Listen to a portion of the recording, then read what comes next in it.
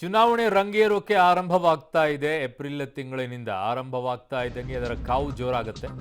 ರಾಜ್ಯ ಲೋಕಸಭಾ ಅಖಾಡಕ್ಕೆ ಈಗ ಚುನಾವಣಾ ಚಾಣಕ್ಯ, ಬಿಜೆಪಿಯ ಚುನಾವಣಾ ಚಾಣಕ್ಯ ಏಪ್ರಿಲ್ 2ರಂದು ಕೇಂದ್ರ ಸಚಿವ ಅಮಿತ್ ಶಾ ಅವರು ರಾಜ್ಯ ಪ್ರವಾಸ ಮಾಡಲಿದ್ದಾರೆ.